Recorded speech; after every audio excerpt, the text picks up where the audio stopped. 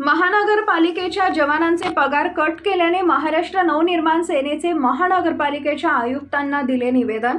महानगरपालिकेच्या आयुक्तांना जाब विचारू मनसेचे शहर अध्यक्ष राहुल रत्नपारखे। जालना महानगरपालिकेच्या जवानांचे 4 दिवसाचे पगार कट केल्याने महाराष्ट्र नवनिर्माण सेनेच्या पदाधिकाऱ्यांनी आज दिनांक 7 मे रोजी दुपारी 2 वाजेच्या दरम्यान महानगरपालिकेच्या आयुक्तांच्या दालनाला निवेदन देऊन उपायुक्त यांना निवेदन देण्यात आले। आयुक्तांना जाब विचारू असा सवाल मनसेचे शहर अध्यक्ष राहुल रत्नपारखे यांनी केलाय। या निवेदनावर मनसेचे शहर अध्यक्ष राहुल रत्नपारखे, मनसेचे जिल्हा सचिव विलास तिकांडे, मनसेचे महेश नागवे आदींच्या स्वाक्षरी आहेत। आज दादा आज असा विषय आहे की काही कर्मचाऱ्याची जो नियमित काम करत असलेले कर्मचारी जाणून बुजून मोठाले अधिकारी ह्या लोकांची मेहनतीची पगार ही दडपशाहीच्या मार्गाखाली ही दाबण्यात येत आहे। म्हणून आम्ही महाराष्ट्र नवनिर्माण सेनेच्या वतीने सगळ्यात प्रथमतःच ह्या गोष्टीचा आम्ही जाहीर निषेध करतो। आणि राहिला दुसरा विषय, अगर ह्या लोकांकडून काम करून घेत असेल हे अधिकारी लोक, तर आम्हाला एक गोष्ट कळाली नाही, जी एजन्सी यांनी अपॉइंटमेंट केलेली आहे पैसे घेणे स्कॅन करण्यासाठी, त्याला पगारी चालू आहेत ऑलरेडी, त्या गोष्टीचं टेंडर निघलेलं असून तरी ह्या लोकांकडून ते काम करून घेतात। आणि ह्या लोकांना जे स्वतःचं काम केलेलं आहे त्या लोकांना पगारी देत नसेल तर ह्या गोष्टीची दखल महाराष्ट्र नवनिर्माण सेना घेतल्याशिवाय राहणार नाही। आणि याचा जबाब आम्ही आयुक्त साहेबाला विचारल्याशिवाय राहणार नाही। कलेक्टर साहेबाला सुद्धा आम्ही याचा जबाब विचारू आणि छत्रपती संभाजीनगरला जाऊन सुद्धा ह्या गोष्टीचा आम्ही जबाब विचारू।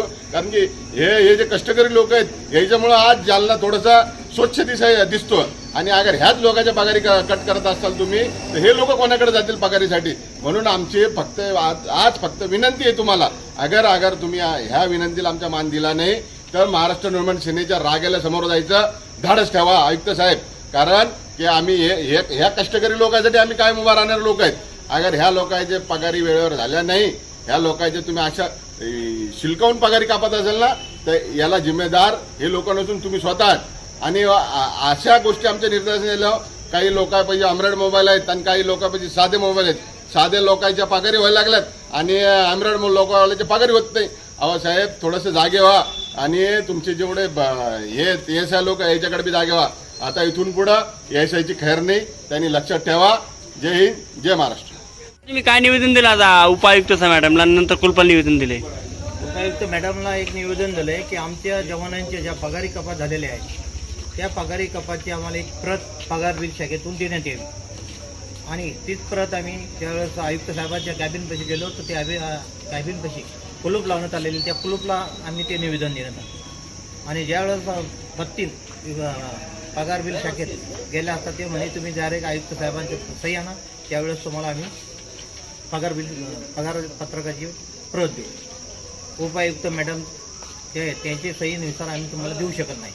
आणि आज आमच्यावर या जवानांची पगार कापण्यात आली, त्या जवानाला जी एक एजन्सीनुसार जे प्लेट लावलेल्या आहेत QR कोडच्या, त्या QR कोडवर आम्ही जालना नगरपालिकेचे जे परमनंट जवान आहेत त्या जवानावर एजन्सीच्या घंटागाडीवर टाकून ते QR कोड आम्हाला मारून देण्यात सांगितलेलं आहे।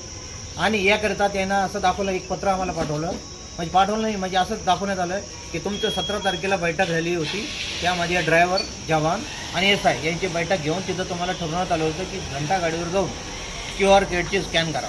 परंतु असे कोणत्याही प्रकारची आम्हाला सूचना किंवा पत्र देण्यात आलेलं नसून सुद्धा आमच्यावर आयुक्त आणि विभाग प्रमुख यांना हे बंडल लावलेलं आहे आणि जाणून बुजून आमची पगार कपात करून देण्यात आलेली आहे। का नाव आपलं?